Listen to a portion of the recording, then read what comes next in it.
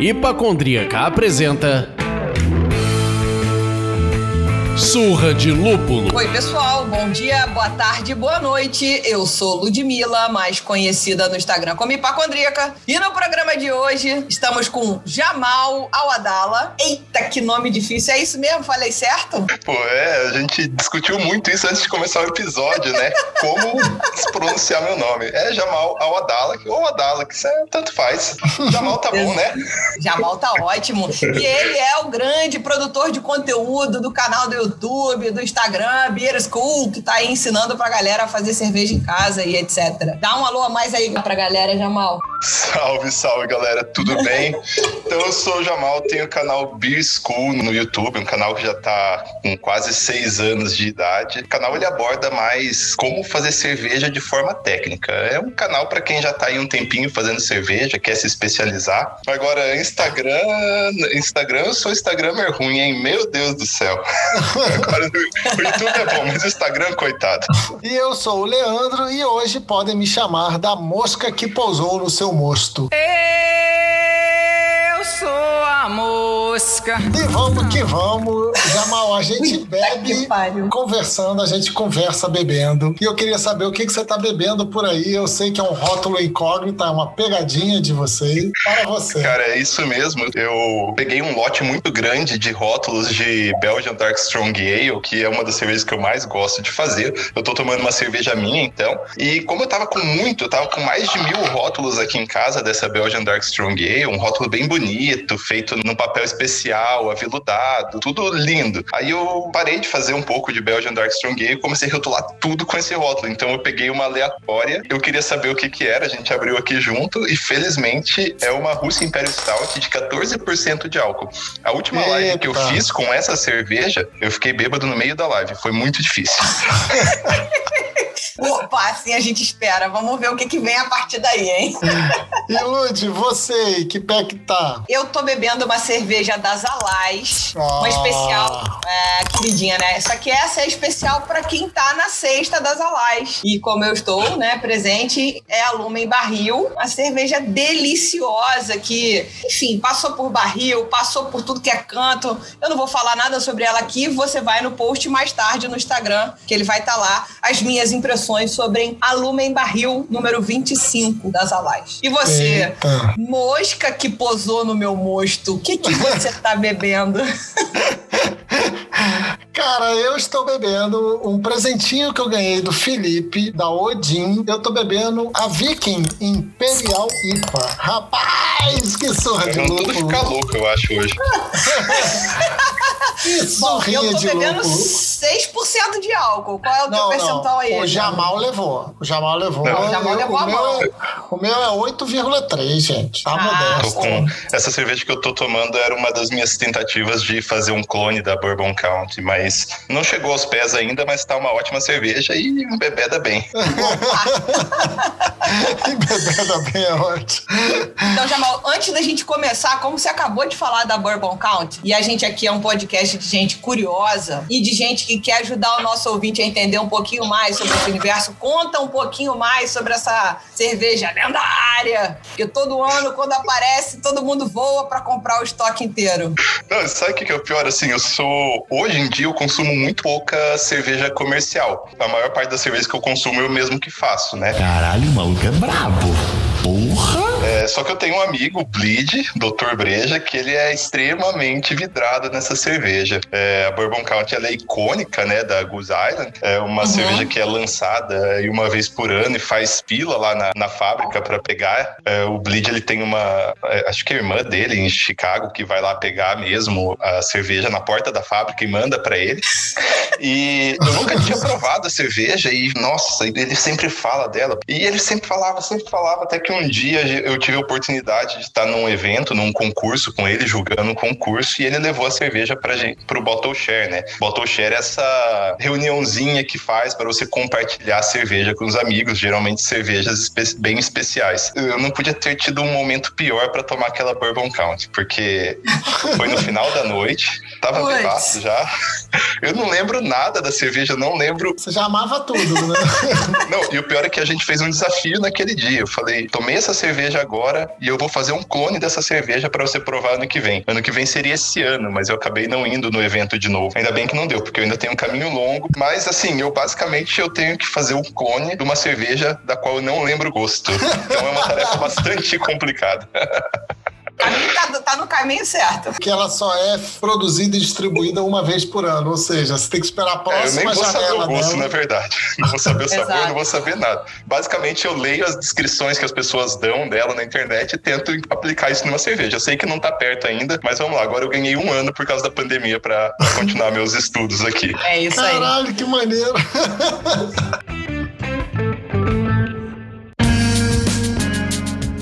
Abrimos uma caixa de perguntas no Instagram e recebemos 1 milhão de dúvidas, um caminhão de dúvidas sobre o tema que a gente vai tratar com o Jamal, que é falar de produção de cerveja em casa. Ele já deu essa dica aqui que ele pouco consome cerveja comercial, porque ele tem uma cervejaria em casa, cerveja infinita em casa. Tudo que eu vejo do story do Jamal é uma cerveja em cima da outra, coisa sendo engarrafada toda hora, enfim. Então a gente trouxe o Jamal aqui para tirar essas dúvidas. É óbvio que ele já explicou também que o canal dele é no YouTube, fala de produção de cerveja de forma mais técnica, mas todo cervejeiro caseiro tem que começar de algum lugar a produzir suas gambiarras MacGyver. Então, pra gente só começar esse papo, Jamal, se apresenta pro nosso ouvinte que de repente não conhece o Beer School ainda, fala um pouco da tua formação. É uma coisa engraçada que todo mundo que a gente entrevista nesse programa tem mestrado e doutorado, gente, é impressionante, tô surpreendida. Estamos falando de 0,5% da população, né? Eu sou formado em engenharia química, que por muita sorte é um curso muito bom para trabalhar com cerveja. Eu sempre acho que eu tive muita sorte, assim, no meio acadêmico, que foi me direcionando cada vez mais para trabalhar com cerveja. Na graduação eu nem... Nossa, a matéria de bioquímica, microbiologia era o que eu mais queria de distante no mundo da engenharia química de mim, eram essas matérias. Mas, infelizmente, no mestrado e no doutorado, então fiz mestrado e doutorado na área de processos bioquímicos, fui jogado para essa área, o que é a maior felicidade da minha vida. Foi bem contrariado no começo e no final é perfeito para trabalhar com cerveja, né? Outras grandes sortes que eu tive, assim, no meio acadêmico foi que quando eu entrei, eu saí da graduação, 1 ano depois eu já estava dando aula numa universidade estadual aqui do Paraná. E quem dá aula em universidade estadual, assim, que não é concursado, pega só as buchas. E me deram a disciplina de tecnologia de cerveja, tecnologia de produção de bebidas destiladas e fermentadas, na verdade. Até então eu nunca tinha feito cerveja. A primeira vez que eu fiz cerveja foi dentro lá da universidade dando a disciplina. Isso faz 10 anos já esse ano. E no fim, também, outra sorte muito grande, prestei um concurso para professora assim que eu estava no finalzinho do doutorado, para a UFPR, para a Universidade Federal do Paraná, e entrei no curso de Engenharia de Bioprocessos e Biotecnologia, que basicamente você pode chamar o curso de Engenharia de Fermentação. Então, eu dei muitas sortes, assim, aleatórias, tudo foi me convergindo aqui para trabalhar com cerveja. Infelizmente, nem o mestrado nem o doutorado foram na área de cerveja, o que é uma grande tristeza para mim. No mestrado eu ainda estava muito iniciante nesse mundo, mas no doutorado eu podia perfeitamente ter feito na linha de cerveja, mas não tinha ninguém para me orientar nessa área. E agora eu tô aqui, fiz o Beer School, canal, eu acho que na proposta dele é um canal que teve bastante sucesso, assim, a proposta inicial era trazer um conteúdo técnico, bem técnico, e até no primeiro vídeo eu falo que eu acho, assim, que não ia ter futuro o canal. É muito engraçado ver isso no Brasil, como as pessoas são ávidas por conhecimento cervejeiro avançado. Então, sou feliz por isso acontecer aqui, por eu ter entrado bem nesse meio aí, nessa lacuna que acabou sendo preenchida, mas tem muito ainda para ser preenchido, né? Com certeza, com certeza. Mas você falou uma parada aí que já me deixou maluco, e agora eu me arrependo de não ter gostado de química na escola e não ter feito química depois. Existe uma matéria de cerveja na faculdade de engenharia química. Ah, isso é outra coisa engraçada. Eu peguei essa disciplina como minha primeira disciplina que eu entrei na universidade e eu dou ela até hoje, agora no curso de engenharia de bioprocesso. Na verdade, a disciplina é tecnologia de produção de bebidas fermentadas. Eu que transformo ela em tecnologia de produção cervejeira. Eu fui dar uma olhadinha no seu canal no YouTube, só tem quase 50 mil inscritos. Isso é sucesso total, pô. Isso é muito sucesso. Não é um canal gamer, assim, né? Pra ter lá seus milhõezinhos de inscritos. É legal que eu não posso reclamar do público. O público do Beer School é muito bom. É a maior parte, né? Pessoa que faz cerveja e quer estudar, quer aprender, micro cervejaria. E isso é muito bom pra mim, gente. Ter micro cervejarias que assistem o canal. Muitas micro cervejarias que assistem o canal. Porque quando eu vou pra um festival, todas as pessoas assistem o canal, chego lá no stand, eu já fiquei bêbado em festival antes do festival começar. É verdade, foi no festival. Eu ainda lembro disso, foi no Festival Brasileiro da Cerveja, não desse ano, de 2020, de 2019 ou 2018. Lembra mais ou menos, né? Eu não me lembro exatamente o nome da cervejaria, mas e os caras assistiam muito o canal. Eu acho que abria 6 da tarde, 5 da tarde lá em Blumenau, né? Eu tava lá filmando, então eu entrei antes no stand, peguei o crachazinho de imprensa e tal, fui filmar as coisas antes. E esse cara, chega aqui, você tem que provar nossa cerveja, a gente assistiu muito teu canal, algumas vêm dica de lá e tal. Aí eles tinham, eu acho que 14 ou 23 cervejas, alguma coisa assim. E eu só saí do stand quando tomei todas. E isso, é por isso que você não lembra quando e nem quem. Você lembra que o fato aconteceu. Você viveu essa experiência. Agora, em que ano que foi e qual era a cervejaria exatamente, você não é tudo nebuloso. Tinha tema militar a cervejaria. Tudo que eu consigo me lembrar. Tá certo. É muito bom.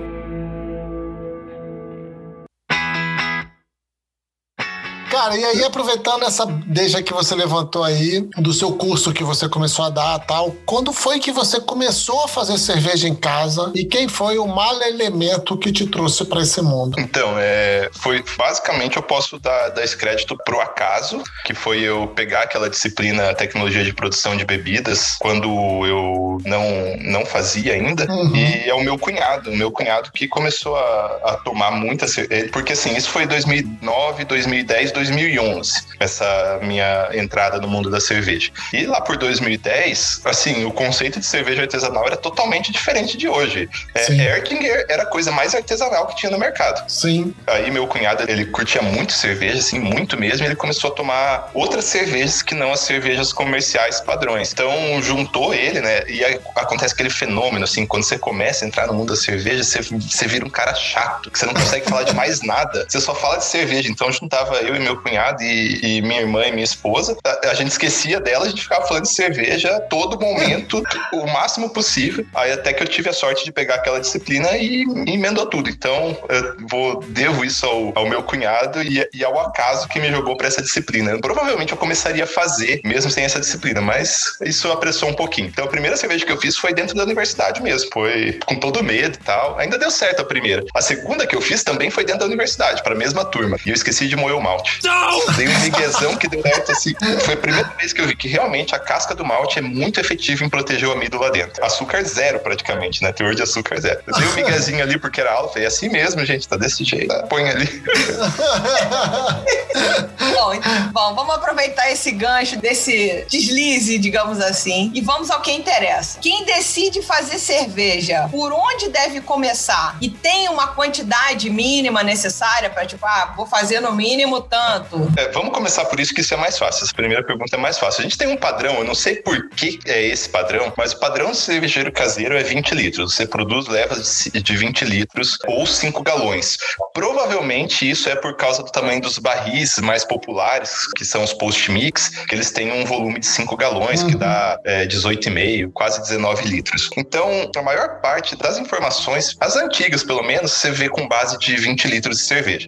O amargor do lúpulo, você consegue fazer uma fórmula rápida para calcular se ela tiver em base de 20 litros. O teor alcoólico da cerveja, você consegue fazer uma fórmula razoavelmente, mais ou menos, para calcular com base em 20 litros. Com base em 20 litros, para cada quilo de malte que você coloca, dá 1% de álcool. Então, são regrinhas rápidas que acontecem ali na base de 20 litros. Então, é padrão fazer 20 litros. Eu sugeriria, se alguém fosse começar nesse padrão, porque tem fermentador já nesse padrão. Se a pessoa quiser investir mais, tem barril já nesse padrão. É um padrão normal de cervejeiro. Agora, por onde começar a fazer cerveja? Bom, não é pelo Beer School, porque o Beer School não tem nada disso, mas então não vai rolar o jabazinho aqui, não.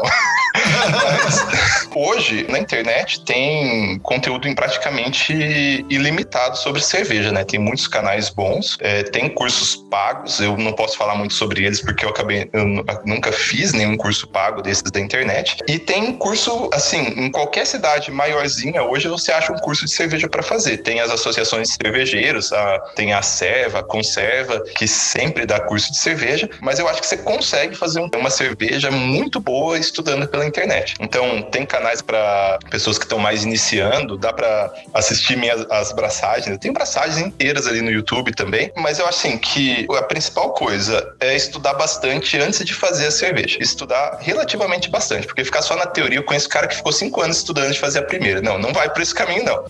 Estuda um pouco. Inclusive, é um dos grupos de WhatsApp que eu tô desde que eu comecei o canal. Vou dar um abraço pra ele. Dumpa, se você tá ouvindo, é você que eu tô falando. Então, estudar um pouco e eu vou mudar meu discurso. Vai pra prática.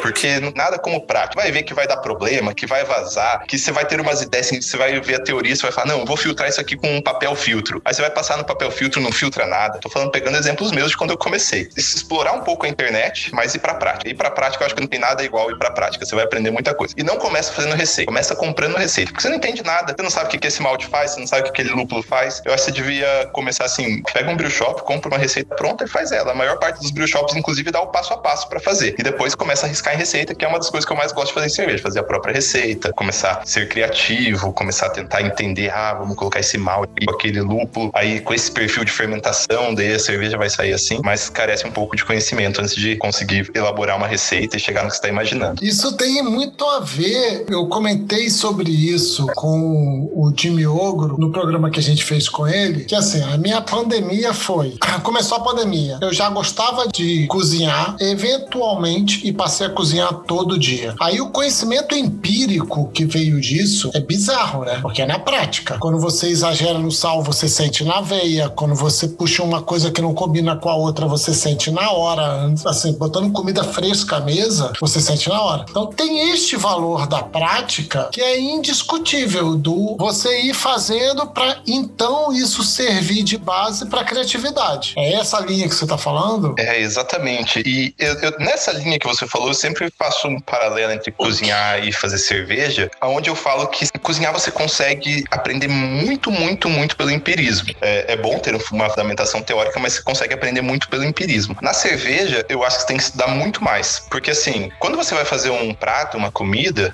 você consegue ter o resultado final em algumas horas, num prato exagerado, no máximo em um dia. Então, você consegue ter muitos erros sucessivos. Agora, numa cerveja, você não tem essa liberdade de ter a resposta muito rápida. Uma cerveja rápida, ela leva 3 semanas para ser feita. Uma cerveja demorada pode levar 3 anos para ficar pronta. Então, estudar é muito, muito importante na cerveja. Mas é meio dual esse negócio, porque assim, ao mesmo tempo que estudar é muito importante, nada substitui a prática também. Então, eu daria um peso grande às duas coisas. Eu não consigo falar o que é mais importante. Eu acho que estudar é um pouquinho mais importante ainda, mas a prática não tem como fazer sempre. Mas talvez praticar estudando, né? O que eu percebi foi que eu comecei a praticar entendendo quais eram os efeitos do que eu estava fazendo ali, ou da técnica ou do elemento que eu estava incluindo. E isso veio muito assim, do uso realmente da prática, mas assistindo muito a Rita Lobo e Jimmy Ogro para absorver conhecimento, falando, caralho, então é assim, por isso que eles usam isso, nessa hora, por isso que eles trazem um vinagre aqui, que é entender o porquê que você está fazendo a coisa, né? Por que você está incluindo um malte na história? Eu acho que isso é fundamental, entender o porquê das coisas. Esse é o ponto, entender o porquê que aquilo acontece, por que você faz aquilo, por que existe esse processo e o que ele implica, né? Eu conheço, assim, cervejeiros empíricos que eu jogaria como quase melhores cervejeiros do Brasil, assim, ranqueando entre os top 10, top 20 cervejeiros do Brasil. E a mesma coisa com esses cervejeiros teóricos. Então, tem essas duas coisas. Só que o cervejeiro empírico, ele tem a desvantagem que ele precisa ser bem velho, né? Porque você precisa de uns 30 anos para ser um bom cervejeiro empírico. Totalmente empírico, eu tô falando, né?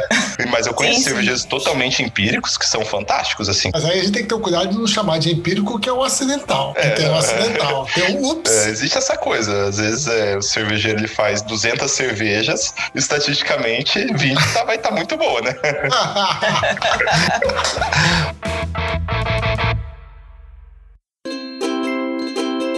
Cara, muitos ouvintes vieram com a mesma dúvida. E aí eu acho que você já imagina qual seja, porque você deve receber muito isso na caixa de comentários lá do... Não vai dizer que você é o Airlock que não borbulha. Do YouTube. Não, nem é, tá vendo? É diferente. Cursos, livros e outras fontes de informações para quem quer fazer cerveja em casa. Óbvio, além de seguir o Beer School, depois de subir 2 degraus nessa escadaria aí, depois de assinar o Beer School no YouTube. Cara, essa é uma pergunta muito boa, porque no Brasil tá engatinhando, assim, já tá começando a andar a primeira editora de tradução de livros em inglês, né? Porque a maior parte da literatura cervejeira, ela tá em inglês. A gente, até pouco tempo, era muito escasso, totalmente escasso quase, os livros sobre cerveja no Brasil. Então, se a gente pegar pré-Crater, né? O nome da editora Crater, pré-Crater, a gente basicamente tinha o Larousse da cerveja, que é um bom ponto de entrada, e eu não sei nem citar outro, cara. Era basicamente isso. Aí agora, sei lá, vou dizer de 3, 4 anos pra cá, começou a ter algumas publicações bem interessantes. Por um lado, a Crater traduzindo títulos já consagrados em inglês, mas são um pouquinho mais avançados. E o Senai também com os livros fantásticos. Por exemplo, aquele ali, a Senac. A Mesa do Mestre Cervejeiro, que, nossa, é um livro fantástico pra quem quer começar, assim, porque ele mostra não só alguma parte de processo, alguma parte sobre as cervejas, alguma parte sobre as harmonizações, mas ele mostra algo muito além, que é a paixão, o lifestyle. É um livro, eu acho que, assim, não tanto para produção, mas é um livro quase que mandatório, assim, para quem quer entrar no meio da cerveja. Agora, assim, livro bom para aprender a fazer cerveja, não tem. Você vai falar, o How to Brew. How to Brew é um livro que, infelizmente, não tem em português, que basicamente a tradução livre seria Como Fazer Cerveja, escrito pelo John Palmer, mas tem as traduções extraoficiais que rodam por aí. O How to Brew, ele foi a base de muito cervejeiro. Hoje está na 4ª edição em inglês, está muito completo. É um livro que eu já tive muita sorte de passar algum tempo com o autor do livro, que se chama John Palmer, e é um livro que ele escreveu falando assim, eu não queria fazer um guia básico de como fazer cerveja, eu queria fazer um guia extremamente aprofundado, que vai do zero até o aprofundado. Então, se quem tá ouvindo consegue ler em inglês, eu acho que não tem nada melhor que eu possa sugerir que o How to Brew. E se não consegue ler inglês, as versões traduzidas extraoficialmente do How to Brew, infelizmente ela não tem em português. É um livro muito bom. Porra, Crater, resolve isso aí. Podia pedir pra Crater, né? E outro fato interessante é que o How to Brew é o livro mais vendido até hoje de cerveja. Então, e curso, então eu acho que curso presencial vale, tem seu mérito, mas eu não limitaria só a cursos presenciais. Eu acho que hoje você consegue fazer muita coisa com a internet, né? Foi-se o tempo, quando eu era pequeno, morava na cidade do interior, assim, quem conseguia ir para uma capital, fazer alguma coisa, tinha muita vantagem. Hoje em dia eu acredito muito na internet e eu acredito totalmente que você consegue aprender a fazer cerveja, a ganhar concurso, só vendo na internet e partindo para a prática. Fazendo meu jabá aqui, eu ainda não tenho curso mais. É isso aí. Acompanha lá no Instagram, ou para quando você fizer o curso, todo mundo vai saber.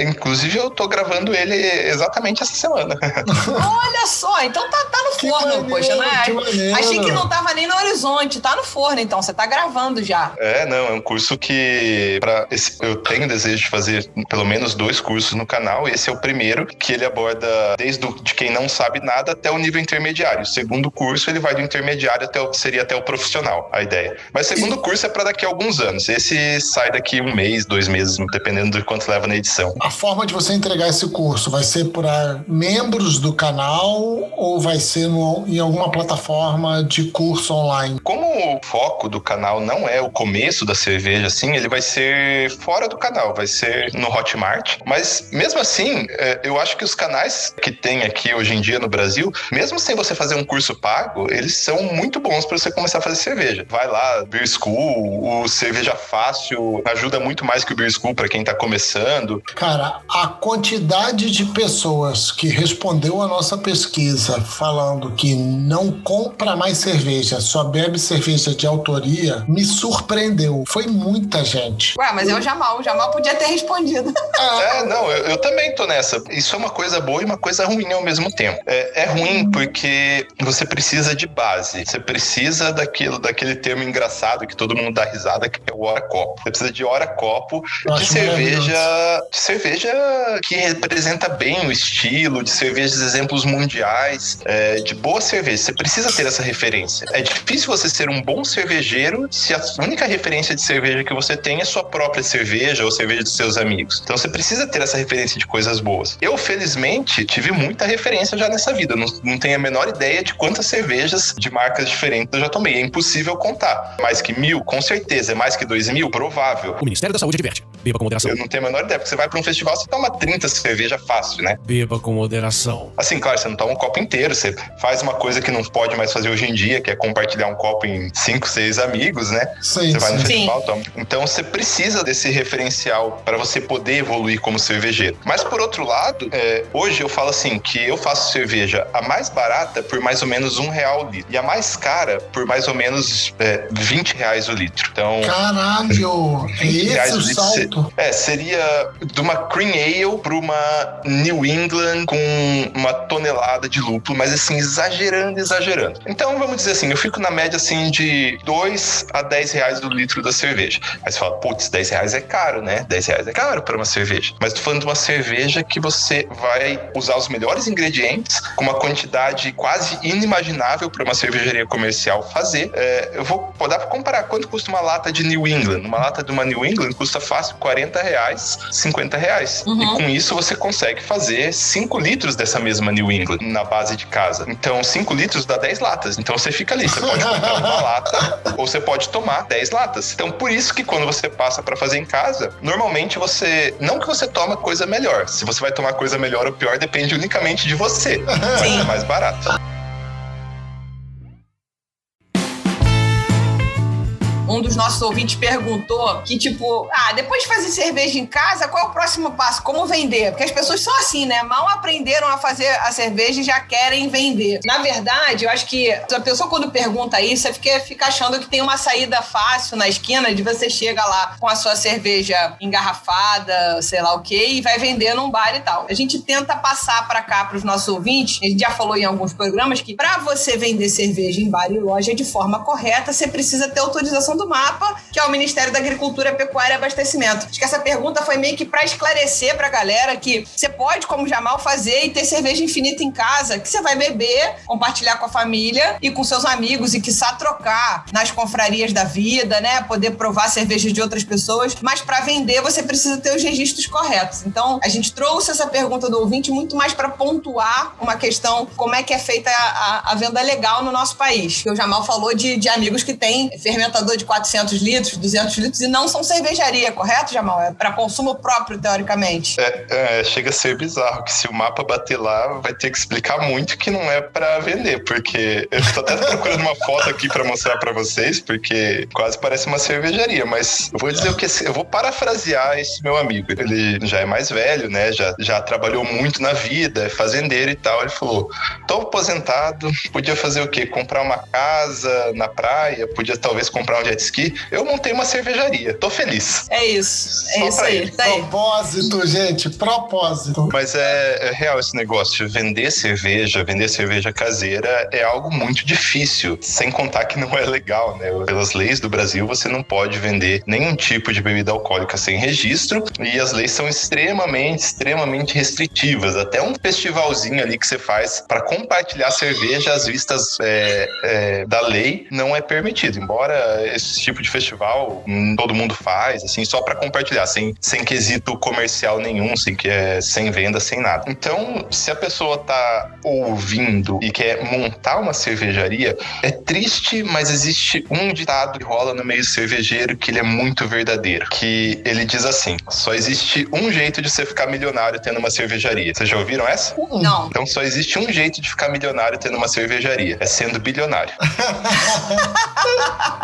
Boa. Não, é verdade, porque assim, quem tá de fora, assim, vê um mundo muito bonito e tal, mas hoje tem o quê? 1.300 cervejarias no Brasil. Em 2010 tinha 60 cervejarias no Brasil. Você consegue imaginar o tanto de cervejaria que é isso? O tanto de mercado que essas cervejarias disputam? Boa parte contra elas mesmo, porque dessas 1.300 cervejarias, 1.200 estão competindo por esses 5% de público. Então, não é fácil, precisa de preparação, precisa muito mais do que só ter uma boa cerveja, porque, infelizmente, infelizmente, a cerveja, tanto o marketing quanto ela é boa, o marketing importa tanto quanto o que tá dentro da lata, então o que tá fora e o que tá dentro importa quase a mesma coisa em termos de peso. Tem muita cerveja boa, mas tem muita cervejaria boa falindo também, que agora com o Corona eu acho que eu nem consigo imaginar qual que é o futuro das cervejarias. Para vocês terem ideia, a previsão para 2020 era abrir uma cervejaria por dia no Brasil. É muita coisa. Se você quer ganhar grana com cervejaria, faz equipamento, ou dá aula, ou sei lá o quê.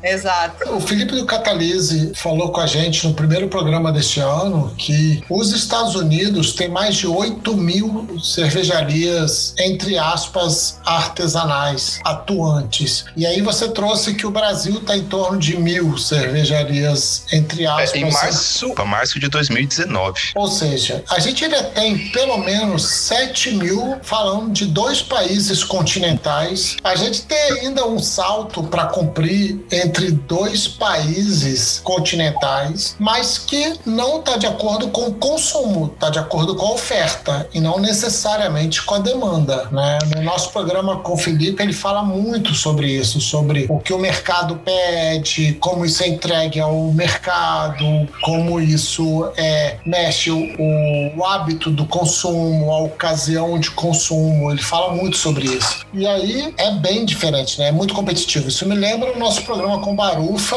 lá atrás, que ele falou, agora não é hora de abrir uma cervejaria. Ele falou isso no nosso segundo programa, Lud? Foi, né? Sim, maio do ano passado.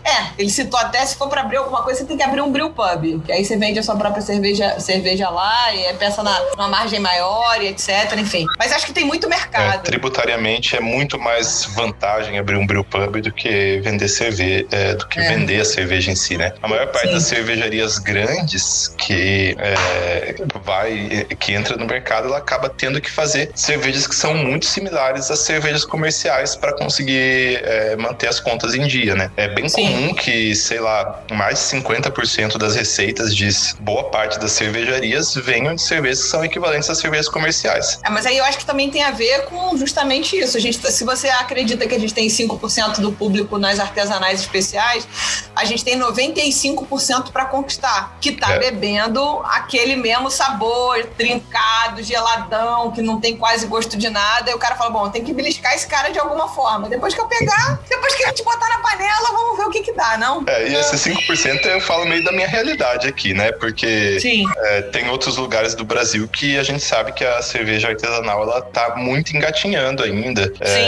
Eu moro aqui na região sul, já tenho um histórico mais longo da cerveja artesanal. Rio, São Paulo, Minas também. O Nordeste já se desenvolveu bastante, tem muita coisa boa sendo feita lá, muita cervejaria muito legal. Eu já viajei quase o Brasil todo dando cursos sobre cerveja ou fazendo cerveja. Agora, no norte eu acabei indo muito pouco, então não tenho como falar por lá, e no centro Mato Grosso, por ali também não tenho muita ideia de como está o cenário.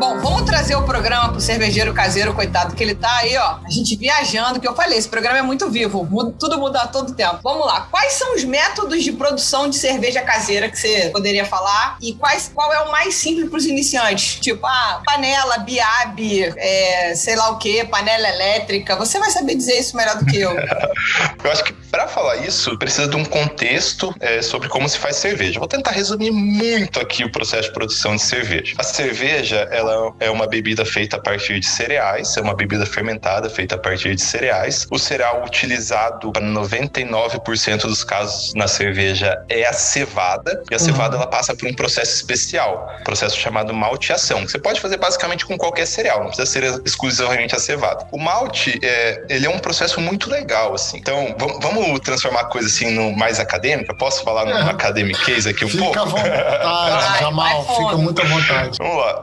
A levedura que faz álcool, que basicamente a Saccharomyces cerevisiae, a mesma que faz o pão, a mesma que faz a pizza, a levedura que tá aí, se eu pegar meu dedo aqui e colocar numa plaquinha para identificar, vai ter milhões de Saccharomyces cerevisiae aqui no meu dedo. Tá aí no ar, tá em todo lugar. É uma levedura que é um micro-organismo que come açúcar, e no processo de comer açúcar, ela faz álcool. Então, isso acontece no pão, isso acontece na cerveja. Claro, tem algumas particularidades, ela não pode ter oxigênio para fazer álcool. Só que ela só come açúcar. E açúcar muito, muito simples. Existem açúcares simples, quem vai pra academia tá ligado nisso, né? Tem um açúcar simples que absorve rápido, tem um açúcar complexo ali um carboidrato complexo ali de uma batata doce que demora pra metabolizar. A levedura só come açúcar simples. Simples, simples, simples. Só a maltodex ali e nada mais. Bom, embora na cerveja a maltodex é outra coisa, mas tudo bem, bora lá. Então, só que o problema é que todas as bebidas feitas a partir de cereais, elas não têm nenhum açúcar. O mosto de vinho tem açúcar, o mosto da cachaça tem açúcar. Agora, o mosto da cerveja, do saquê, do uísque, da vodka, não tem açúcar, tem amido. Amido, ela é um pulinho antes de virar açúcar. E o malte, ele é basicamente um grãozinho, um saquinho de farinha, um saquinho de amido.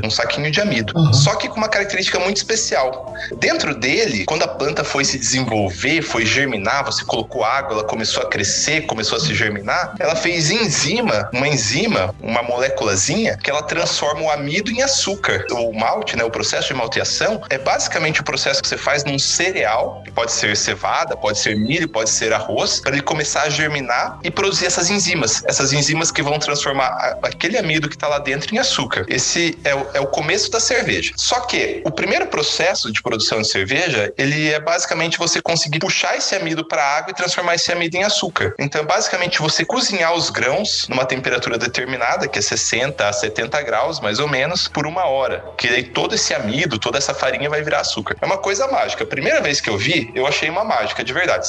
Ludmila, você já fez a cerveja, você já viu isso? Não vou nem mencionar, não. Você começa ali, eu vou falar do ponto de vista de cozinha, daí o Leandro vai entender bem. Você já colocou amido pra engrossar um molho, não colocou, Leandro? Um amido ali, você coloca, o molho ele ganha uma característica meio gelatinosa, fica meio brilhante. Sim. É igual você colocar um amido na água. Beleza, isso é quando você coloca o malte na água. Você passa 30 minutos, acontece uma mágica. Some essa característica e vira açúcar, sobe um cheiro doce. É lindo isso. Isso é a primeira mágica que acontece na cerveja. Então, mas basicamente você transforma uma farinha em açúcar. É o primeiro processo de produção de cerveja ou de qualquer bebida feita a partir de cereal. E aí, agora depois dessa minha enrolada histórica aqui, né? Nossa, eu viajei demais. A Ludmila perguntou sobre os equipamentos para a produção de cerveja. Então, os equipamentos para produção e as técnicas de produção são basicamente formas que você vai fazer de fazer essa conversão. Como que você vai deixar ele numa determinada temperatura, entre 60 a 70 graus por 1 hora. Então você pode pegar uma panela na tua casa, jogar todos esses grãos dentro, ficar com um termômetro numa mão, com uma colher na outra, agitando e aumentando e diminuindo o fogo. É uma das formas. Você já fez isso, tá com uma cara de quem já passou por isso. Ah, sim, com certeza. As primeiras cervejas, nossa, muitas cervejas foram feitas assim, mais do que deveria. Mas assim, o que tem que entrar na cabeça das pessoas é que a técnica básica é isso. Você tem que, de alguma forma, deixar seus grãos por 1 hora entre 60 a 70 graus. E depois remover eles. Então, daí vem uma técnica, eu acho que é a mais fácil de todas, agora resumindo muito depois da minha enrolação, a mais barata, na verdade, seria a técnica chamada Brew in a Bag, que acho que até a Ludmila citou ela. Brew in a Bag, ela vem da tradução literal do inglês, que é cerveja no saco. Você pega uma panela, você coloca um saco, geralmente de voal, pode inclusive pegar a cortina da sua avó e usar ela pra fazer voal, e pede pra sua avó costurar. Não que a avó vai gostar, mas... ok. Eu já ouvi casos assim, talvez até de mim, assim. Então você pega a cortina, corta a cortina, faz um saquinho que encaixa na panela. E aí é muito fácil, porque você joga os grãos dentro e aí você fica com um termômetro ali, medindo a temperatura, mantém ali entre 60 a 70 graus, dependendo da receita. E aí quando você quer terminar o processo, você tira esse saco com os grãos dentro. Então é muito bom, é um processo mais fácil. Dele evoluiu para um tipo de produção de cerveja, para um tipo de equipamento chamado Single Vessel. Single Vessel é um equipamento onde, em vez do saco, você tem um saco de inox ou de alumínio dentro da cerveja, e essa panela ela pode ser automatizada, ela tem uma resistência que ela controla a temperatura, ela tem uma bombinha que agita sozinho, que na minha opinião é a melhor forma possível de fazer cerveja. Não é chato não, é a melhor forma possível, porque assim, hoje você vai comprar um kit de cervejas, eu tenho aqui, eu tô olhando por um kit de cerveja, só que é pra minha série de iniciantes, por isso que eu tenho eles ali, mas eu não recomendo usar. Ali custa uns R$1.200 aquele kit ali. Uma panela automatizada, você consegue pegar uma barata por uns R$2.000. E é muito, muito, muito mais fácil, muito mais cômodo. É um prazer fazer cerveja. Olha, hoje eu não voltaria a fazer cerveja no método antigo. É muito trabalhoso no método antigo. Leva 8 horas, suja tudo o chão. Foi o que eu falei quando eu achei que a cerveja era crossfit, pô. Eu fiquei fazendo cerveja de 2 da tarde até 11 da noite e tive que ir embora na hora aquele negócio de refrigerar, de baixar a temperatura, passar no chile, né? No chile, sei lá como é que é o nome daquilo. Pra vocês terem ideia, é tão fácil fazer cerveja numa panela automatizada que eu tô fazendo agora, tá ali. Agora enquanto a gente tá falando? Agora enquanto a gente tá falando. E quando a gente terminar... Mentira, eu não tô falando, não tô fazendo, mas eu podia estar fazendo sim. Que engraçado! Muito engraçado!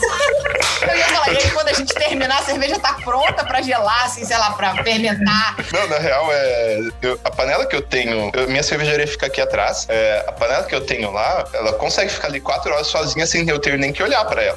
O único processo que eu vou fazer na panela até o final é remover o malte ou colocar o lúpulo. É só isso. O nome isso. disso é relação saudável. E é muito bom, porque eu faço cerveja fazendo muitas outras coisas, inclusive gravando podcasts.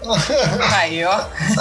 Aí, garoto. Só pra gente dar aquele enlace, eu falei a sigla comum, que é o tal do BIAB, que é o saco na panela, que você falou, que é o da cortina da avó. Esse é um método simples. E aí você falou também, tem o kit caseiro que você mostrou aí, mas enfim, a gente depois vai botar uma foto lá no Instagram do Surra de Lupo, pra galera ter uma ideia do que é o kit simples. E você falou da panela elétrica, que hoje não é um custo absurdo.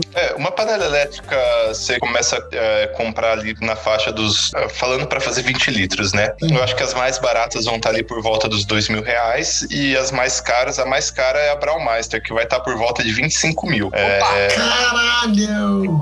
A Braumeister eu gostaria de ter uma, mas eu ainda não tenho uma. Mas eu tenho o clone brasileiro dela. Pra mim tá ótimo, a panela, eu gosto muito de usar ela. Então, mas essa é a faixa mais ou menos. Excluindo a Braumeister, uma panela pra fazer 20 litros, ela custa em torno de 2 a 8 mil. Então, seria mais ou menos os valores médios, assim. Totalmente automatizada, que vai fazer quase tudo, você não vai fazer nada. É quase o investimento que mais vale a pena pra fazer cerveja. O investimento que mais vale a pena é uma geladeira. Sem geladeira, você não faz cerveja boa. Mas tirando a geladeira, uma geladeira exclusiva pra cerveja. Tirando a geladeira, o investimento que mais vale é comprar uma panela automatizada. Mano, sensacional.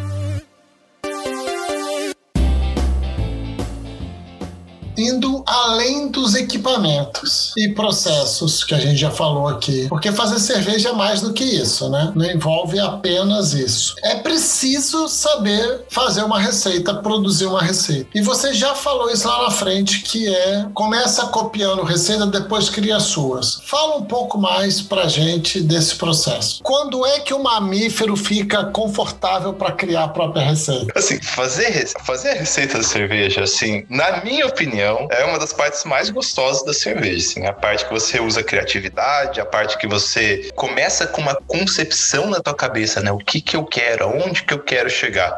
E aí, por meio dos seus conhecimentos de insumos e de processos, infelizmente você tem que conhecer tanto insumo quanto processo, você começa a juntar, igual se fosse um quebra-cabeça, para chegar naquela tua proposta. Geralmente, você se baseia em um estilo, né? Você pode fazer uma coisa na louca, mas geralmente você faz um estilo. É muito raro fazer uma coisa na louca, assim, não é muito comum, na verdade, fazer uma coisa na louca. Geralmente você parte de um estilo. Vou fazer uma Russian Imperial Stout, vou fazer uma IPA, então e aí você tem um guia de estilos. Um guia de estilos fala, uma quadruple é uma cerveja que ela vai ter no aroma uma complexidade de malte ou de açúcares caramelizados, vai ter uma complexidade de ésteres e fenóis de fermentação, vai ter na sua base de maltes muito simples, o lúpulo ele não aparece, então você lê esse descritivo. Todo mundo pode ler esses descritivos. O mais comum se chama BJCP, eu imagino que muita gente aqui que está ouvindo conheça. Então você lê como que é a cerveja. O guia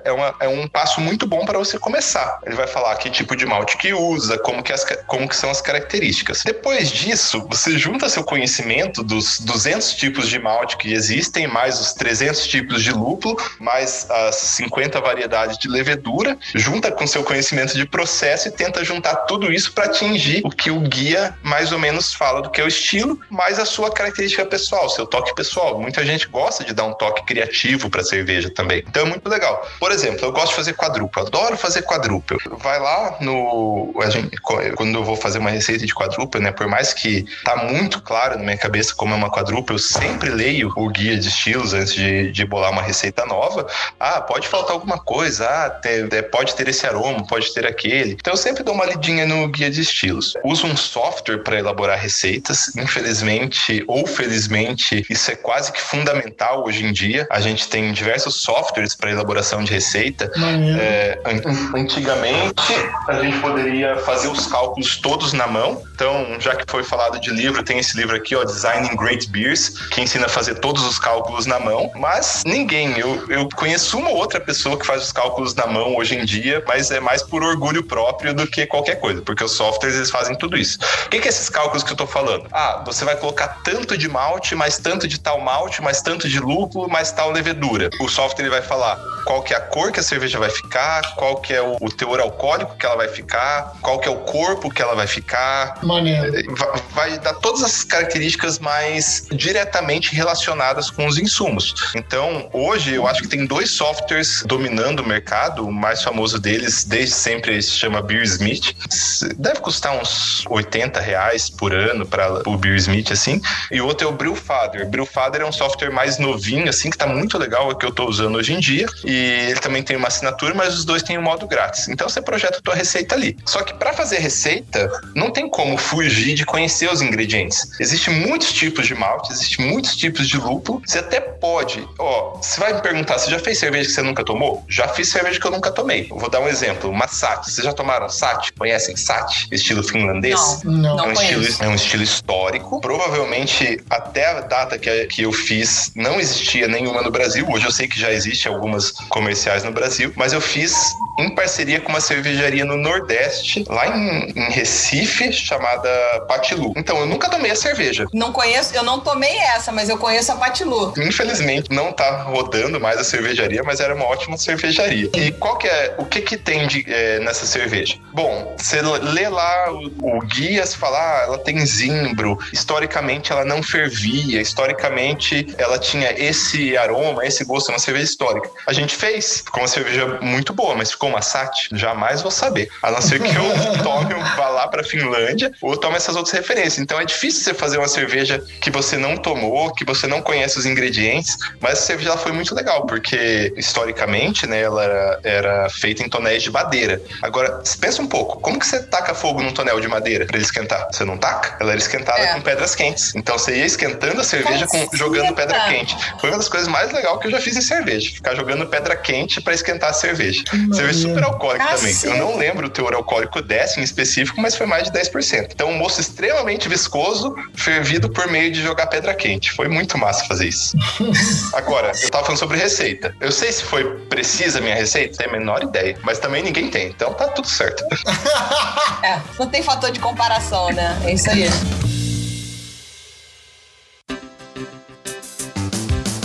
Aí, chegando no caminho final desse papo, a gente trouxe a pergunta do ouvinte Leonardo Vélez. E ele mandou uma dúvida mais prática, digamos assim. Eu acho que essa é a dúvida mais, assim, sem maluquice. E de repente o Jamal sabe tanto que ele vai malucar tudo. Bom, ele diz assim: minha cerveja sempre sai com a sensação de amargor mais baixo do que o calculado. O que ele tá fazendo de errado, Jamal? Vixe, Maria. Primeiro, ele pode estar calibrado errado, o sensorial dele. Não dá pra descartar, né? Mas... sensorial dele, na hora que ele degusta, ele tá achando que tá descalibrado, né? Pode acontecer, não dá pra ter certeza sobre isso. Mas vamos partir da premissa que o sensorial dele tá bem calibrado. A cerveja tá dando menos amargor que o normal? Menos amargor do que ele esperava, do que foi calculado. Não sei como é que ele fez essa receita também. Né? É muito comum acontecer o contrário. Fica mais amargo. Porque assim, você não considera que o lúpulo, porque explicando rapidamente, muito rapidamente aqui, aqui, o que dá o amargor para cerveja é o lúpulo. Só que o lúpulo ele precisa passar pelo processo de fervura para o amargor conseguir efetivamente passar para a cerveja. Então, quanto mais tempo o lúpulo ferve, mais amargor é passado para a cerveja. Tem um limite aí, claro. E normalmente no processo caseiro, as pessoas elas param a fervura, aí vão resfriar a cerveja, e nesse processo de resfriar, ele demora um pouco e a cerveja está bem quente ainda. E aí continua convertendo, continua gerando amargor. Isso é muito comum. Entendi. Agora, ao contrário de dar menos amargor, existe um motivo também. Principalmente, eu vou chutar o mais provável. O lúpulo, ele perde amargor com o tempo. Quanto mais tempo o lúpulo fica estocado, mais ele perde potencial de amargor. Então, quando você usa um lúpulo já assim, que ou ficou em temperatura ambiente por muito tempo, ou ele não foi embalado em atmosfera de nitrogênio,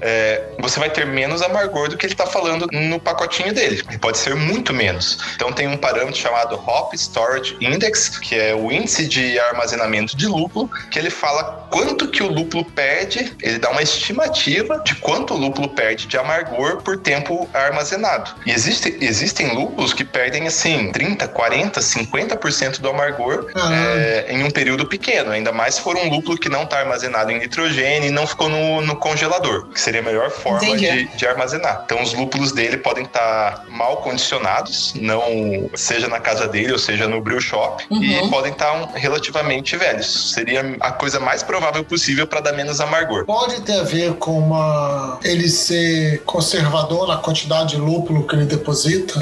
Eu tô assumindo que ele tá usando um software e o software tá dando que vai dar tal amargor. Mas ele pode fazer igual meu sogro. Meu sogro, ele fala, acho que 20 gramas de lúpulo tá bom, né? Eu falo, acho que tá, Tanás, vai lá. Aí ele faz e ele fala, ficou pouco amargo. Ele vai só no empirico. Tá, então ele pode estar sendo modesto também na hora de depositar, econômico na hora de depositar o lúpulo, já que o dólar tá 5,26. Mas eu acho que é mais provável que ele fez certinho a receita, né, num softwarezinho e viu a estimativa de amargor. E se for isso, provavelmente o caminho mais provável é o Hop Storage Index. Mas, se ele morar em Campos do Jordão, onde a água ferve a mais ou menos 93 graus, isso influencia muito também. Aí, ó, então tem algumas variáveis, foram boas respostas, né? Pode ser a forma que o lúpulo foi armazenado, se você morar em Campos do Jordão, a fervura da água, pode ser a própria questão sensorial pessoal, e ainda pode ser, como o Leandro trouxe aqui, de repente ele economizou um pouco no lúpulo e ficou achando que ia dar e não deu para chegar nessa corrida. Assim, essa teoricamente era a última pergunta, mas eu não vou poder não perguntar uma coisa que eu vi no seu Instagram, que eu tenho uma curiosidade tremenda e opiniões conflitantes sobre cerveja caseira sem álcool. Você fez, não fez? Eu vi você degustando uma cerveja que você falou, tô provando uma aqui agora, gelou mais, tava melhor. Teve um negócio desse? Eu fiz, inclusive eu tenho duas aqui em casa. Eu antes de abrir essa, eu tava quase considerando pegar uma cerveja sem álcool pra vir aqui conversar com vocês, mas acho que com álcool é melhor, né? Então, esse ano passado foi o ano do lançamento da sem álcool da Heineken. A gente acabou falando um pouco mais sobre cerveja sem álcool. Eu confesso que eu me surpreendi positivamente com o que eu provei. Não apenas a da Heineken, mas outras. Mas eu também já ouvi muita gente, toda vez que eu falo de cerveja sem álcool, alguém torce o nariz falando uma porra, por que eu vou beber uma cerveja sem álcool? E aí todo mundo falou, se é difícil uma cervejaria fazer uma cerveja sem álcool, que dirá um cervejeiro caseiro, que tem a ver com parar a fermentação, enfim. Aí a questão técnica eu não sei como é que é. Como é que foi pra você isso? Qual é a tua experiência? Não é fácil fazer cerveja sem álcool boa, não é fácil. Existe, olha, umas 5 técnicas distintas para fazer cerveja sem álcool ou de baixo teor alcoólico, né? O processo da Heineken muito provavelmente é um processo chamado destilação a vácuo. Então, basicamente, você ferve a cerveja. Se você pegar uma cerveja caseira qualquer, uma cerveja comercial qualquer, e elevar a temperatura dela para 70 e pouco, 79 graus, você vai começar a perder álcool. Isso acontece. Só que ao mesmo tempo você está cozinhando a cerveja, não é legal. Sim. O que uma indústria pode fazer é jogar uma bomba de vácuo ali, fazer um vácuo muito grande, e quando você faz vácuo, você diminui o ponto de ebulição. Você consegue ferver uma cerveja a 20 graus, por exemplo. Então, esse é muito provavelmente o processo que a Heineken utiliza. Em casa, é muito difícil você conseguir fazer destilação a vácuo. Você consegue fazer uma destilação normal, se você for lá. Onde vocês moram, vocês tomam quentão? Da festa junina. Só em julho. Isso, só em julho. E não tem a versão de quentão pra criança, que é queimar o álcool? Nunca ouvi falar. Também Tem? não. Aqui é muito comum. Você pega lá, leva teu quentão pro fogo, e aqui você joga você coloca um isqueiro ali no fogo para queimar o álcool, em teoria, mas isso é só a tradição. Não, isso não importa. Mas o importa é que quando você ferve o quentão, você evapora o álcool. Esse mesmo processo vale para cerveja. Igual estrogonofe com conhaque. Você joga o conhaque no estrogonofe e ele vai evaporar. O álcool vai evaporar. Só que você vai perder muita característica sensorial da cerveja. Então, o que um cervejeiro caseiro pode fazer? Bom, tudo é meio complicado, nada é fácil. Talvez a técnica mais simples seria usar uma levedura que produz pouco álcool, mas é muito difícil um cervejeiro caseiro conseguir achar ela. Existe uma levedura em específico que ela é captada do coco, da árvore de coco, do coqueiro. E o coco, ele só tem açúcar muito, muito, muito simples. Frutose, sacarose. E aí essa levedura, ao longo de centenas de anos, evoluiu só para comer aquele tipo de açúcar, que não é o mesmo açúcar do moço cervejeiro. Então você usa ela para fazer cerveja e ela praticamente não produz álcool. Eu tenho uma cerveja aqui em casa feita por esse processo. Bonzinho assim, não sei. Não atingi um resultado muito satisfatório ainda com ela. Você tem outras formas que você efetivamente coloca menos malte ou extrai menos açúcar do malte propositalmente. Existem N formas de fazer isso, porque o álcool ele vem da conversão do açúcar do malte. Então, para cada quilograma de açúcar de malte que tem dentro da sua cerveja, você vai ter meio quilo de álcool, bem aproximadamente assim. Então, existem técnicas onde você coloca menos açúcar ou limita esse açúcar. Eu já fiz essas técnicas também muitas vezes. Uma principal chama non-enzymatic mash. É legal, mas a cerveja ela falta algo, porque ao mesmo tempo que você tirou o açúcar que dá o álcool, você tirou o açúcar que dá o corpo da cerveja, dela ser encorpada. E a outra técnica que eu tenho agora no fermentador ali atrás, que eu achei que surpreendeu muito positivamente, seria, eu vou inventar essa técnica, é minha própria, seria a Eisbock reversa. Você conhece o estilo Eisbock? Eisbock, O estilo Eisbock, você concentra o álcool numa cerveja congelando ela. Então você pega uma cerveja ali de 8% de álcool, congela ela, o que congela é só a água. O álcool, ele fica líquido ainda, porque ele não congela a menos 5 graus. Então você remove esse álcool e você tem uma cerveja muito mais alcoólica, que é a Eisbock, uma técnica tradicional alemã. O que eu fiz foi ao contrário. Eu congelei, eu removi essa parte com álcool e eu tô tomando a parte sem álcool, que tá muito boa. Assim, até agora foi meu melhor resultado de cerveja sem álcool, foi no método da Eisbock reversa. Mas tende a zero? Zero, assim, o 0.0 você vai conseguir, por exemplo, na destilação a vácuo. Nas outras, você vai conseguir aquele 0,5, assim, que é o sem álcool da legislação, mas que ainda tem álcool. Sim. Essa sua seria um 0,5. Quase todas aqui em casa são a 0,5, mais ou menos. Que legal, que legal. Muito obrigado, caralho, adorei. Muito louco. Realmente não há resposta simples saindo da tua cachola. Bom, então a gente está aqui agradecendo muito ao Jamal a participação dele e a gente quer agradecer aos ouvintes que participaram, principalmente o Leonardo Vélez, a Eliane Ribeiro, o Thiago Molinari e o Gabriel Gama. A gente volta na semana que vem com muito mais aventura. Obrigada, Jamal. Obrigada pela participação, pelos conhecimentos compartilhados conosco. Esperamos tê-lo aqui no programa em outra ocasião para falar do tema que você quiser, porque agora a gente escolhe o primeiro e o convidado escolhe o segundo. Valeu, muito obrigado. Para mim foi um prazer enorme. Tomei uma cerveja aqui, já deu uma tonturinha. Agora o esquema é sair daqui e tomar mais algumas, né?